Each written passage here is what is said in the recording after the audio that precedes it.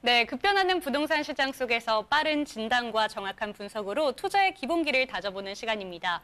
오늘은 지난주에 발표된 제2차 서울 도시철도망 구축 계획이 향후 부동산 시장에 어떤 영향을 미칠지 자세하게 알려주신다고요? 네, 그렇습니다.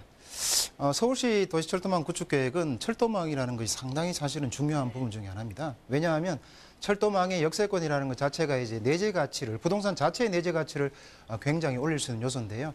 지난주에 거기에 대한 내용들이, 구체적인 안들이 이제 발표되었습니다.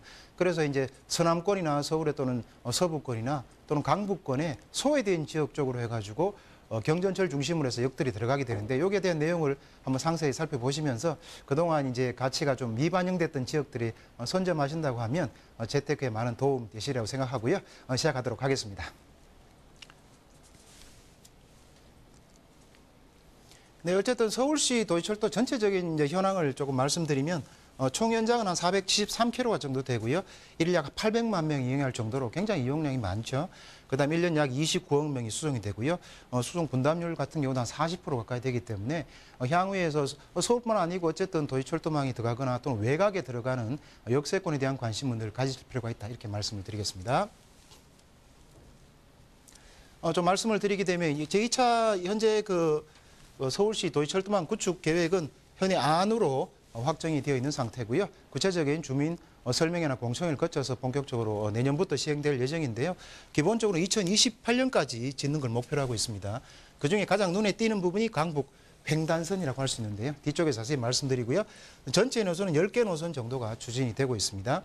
그래서 서울 전체가 지역균형 발전을 위해서 이 지표를 마련해서 10개 노선을 지금 확정해서 발표되고 있고요. 6개 노선 같은 경우가 이제 균형 발전을 위한 노선이고, 기존 선을 개량하는 게 한 2개 노선 정도가 되겠습니다. 그 다음에 네트워크 강화 연장 노선이 한 2개 정도 되고 있고요. 그 다음에 기본적으로 이제 미발전한 아까 말씀드린 비강남권을 주안점으로 해서 우선 재정 사업으로 추진한다는 게 중요한 내용이라고 볼 수 있습니다.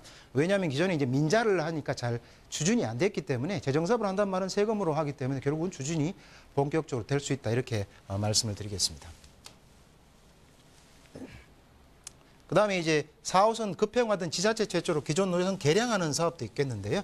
4호선 급행화는 굉장히 중요한 부분 중에 하나입니다. 왜냐하면 4호선이 굉장히 이제 길고 역이 많은데, 이런 많은 역들을 단순화해서 빨리 갈 수 있게, 9호선 급행처럼 빨리 갈 수 있게 하기 때문에 의미가 있다고 볼 수 있고요.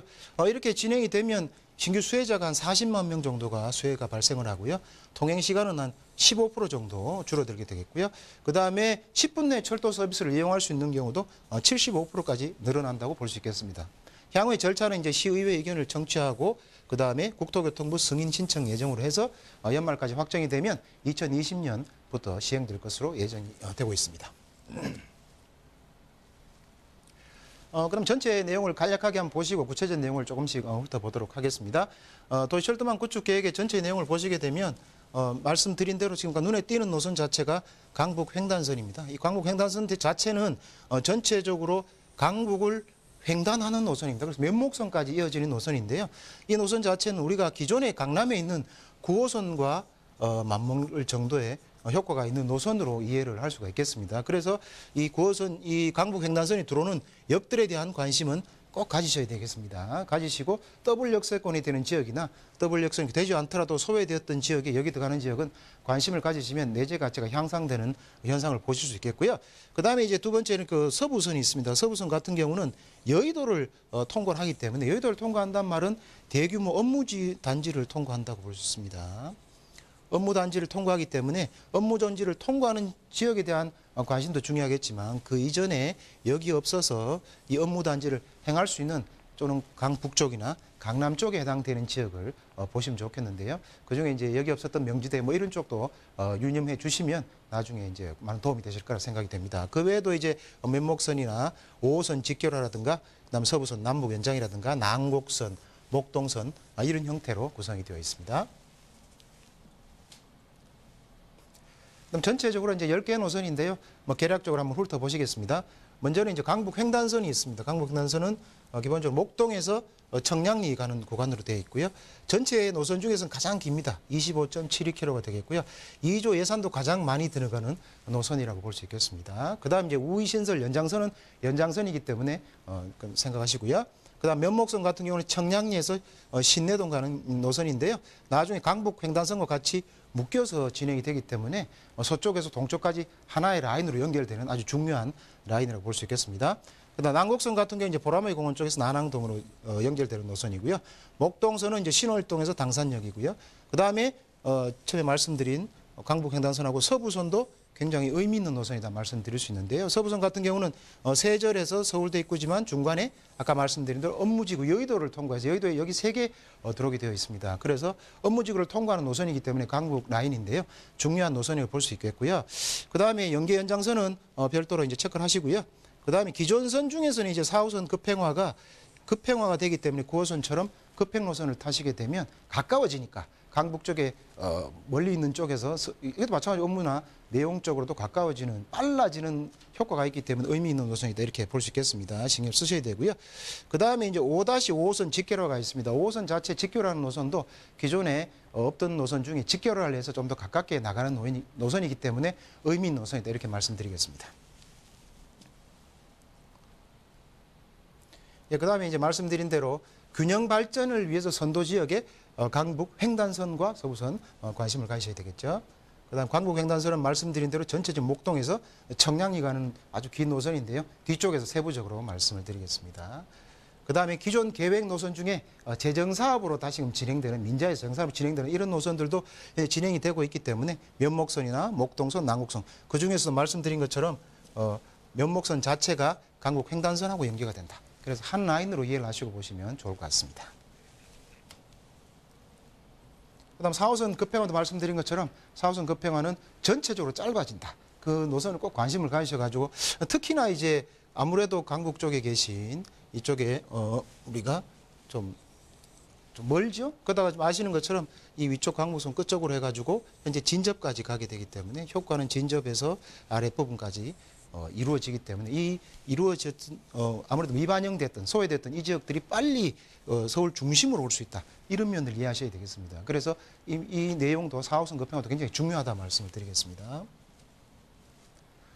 여기는 세부적인 내용인데요. 시황관계상 세부적인 내용은 제가 다음 시간에서 계속 말씀을 드리고요. 큰 틀에서는 여기 나와 있는 청량역부터 국민대나 평창동, 특히 평창동은 지하철이 없던 곳입니다. 들어간다는 걸 명심하시고요. 상명대 같은 경우, 그 다음에 전체적으로 DMC나 그 다음에 등촌, 이런 쪽 목동사거리역, 이런 쪽도 관심을 가지실 필요가 있겠다. 이렇게 말씀을 드리겠습니다. 전체적인 광북 횡단선 노선인데요. 참고로 보시기 바랍니다. 그다음에 서부선도 이제 의미가 있다고 말씀드렸고요. 의미가 있는 선 한두 가지 말씀드리고 다음 시간에 또 상세하게 여러분 도움이 되실 만한 내용들을 말씀드리고요. 서부선 같은 경우는 제가 아까 말씀드린 것처럼 기본적으로는 세절에서 서울대 입구인데 여의도를 지나간다. 그게 가장 큰 의미가 있는 노선이 이렇게 이해하셔야 됩니다. 여의도에 3개 노선이 지나간다는 거 아셔야 되고요. 하나는 이제 그 순복음교회 지나가고 MBC 한양아파트 이렇게 3개 생깁니다. 그런 노선은 그 노선보다는 그 위쪽에 있는 명지대나 또는 아래쪽에 있는 소외된 지역에 대한 관심이 더 필요하다. 이렇게 말씀드리겠습니다. 이건 서부선에 대한 전반적인 내용이고요. 아까 말씀드린 대로 조금 말씀을 드리면 여의도 쪽을 이렇게 3개 지나간다. 여기가 이제 순복음교회 되겠고요. 그 다음에 여기 MBC가 있고 그 다음에 여기가 한양아파트가 되겠습니다. 이런 지역들 관심을 가지셔야 되겠죠. 특히 위쪽으로 소외된 지역. 그 다음에 연장선은 빼고요. 그 다음 면목선도 넘어가고요. 면목선 아까 말씀드린 대로 강북 횡단선하고 연장이 되기 때문에 같은 맥락으로 이해하셔가지고 소외됐던 지역들에 대한 이런 관심을 꾸준히 가지실 필요가 있다. 다시 말씀드리겠습니다. 그럼 난곡선에 대한 내용이고 난곡선은 기본적으로 이제 그 내용 자체는 난곡선은 이제 그 큰 틀에 따라서 학교별로 이제 쭉 나오는 내용들이 있습니다. 그래서 기존에 이제 버스가 운행되지만 학교 근처 쪽으로 초등학교가 많죠? 근처 쪽으로 여기 생긴다는 것은 거기에 아무래도 일반적으로 거주하시는 주민들이 많다고 볼 수 있습니다. 그런데 그쪽도 미반영됐던 부분들이 많기 때문에 여기 들어오면서 가치가 반영되는 역 중심으로 늘 생각하셔가지고 보시면 좋겠고요. 노선을 이제 잠깐 살펴보시게 되면 나와 있는 것처럼 여기에 난양초교라든가 또 여기 쪽도 마찬가지죠. 이런 초등학교 있는 쪽에는 기존에 버스가 운행하고 있지만 역사가 어쨌든 들어오기 때문에 역사가 들어오게 되면 역세권이라는 게 형성이 되게 됩니다. 역세권이 형성이 되면 보통 발전할 수밖에 없는데요. 기본적으로는 발전에 대한 계획이 세워지게 됩니다. 이런 계획들을 미리 확인하셔가지고 향후에 잘 진행될 수 있도록 또는 가치가 올라갈 수 있도록 신경을 써주시면 좋을 것 같습니다. 네, 목록 넘어가고요. 그 다음에 말씀드린 5호선 직결화에 대한 내용은 제가 그림을 보면서 좀 말씀을 드리겠습니다. 5호선 직결화도 굉장히 중요한 내용 중에 하나입니다. 기존에 5호선 같으면 이제 강동역에서 이게 분기가 돼가지고요. 상일행이나 또는 마천행으로 이렇게 빠지게 됩니다. 그러니까 분기가 됐는데 이쪽에서 이렇게 넘어오려면 갔다가 다시 와야 되는 이런 문제점이 있었는데요. 이게 하나로 전체적으로 지나가기 때문에 향후에서 이쪽에 있는 주민들은 바로 빠져가지고 5호선이 해당되는 올림픽 공원역을 통해서 9호선과 연결될 수 있습니다. 그러면 바로 직결로 강남으로 연결되는 노선이라고 볼 수 있습니다. 그런 의미에서 이건 굉장히 이제 중요한 노선이라고 볼 수 있겠습니다. 이 부분도 잘 체크를 해 두시기 바랍니다. 네, 4호선 급행은 아까 말씀드린 것처럼 어쨌든 미반영됐던 강북 쪽의 그런 지역들은 급행이 빨라지니까 그만큼 효율성이 있다 말씀드리겠습니다. 네, 그 다음에 전체적으로 추진 일정 같은 경우는 네, 이번에 계획안이 발표되었기 때문에 그다음 구체적으로 그다음 내용 시의회 청취를 하고요.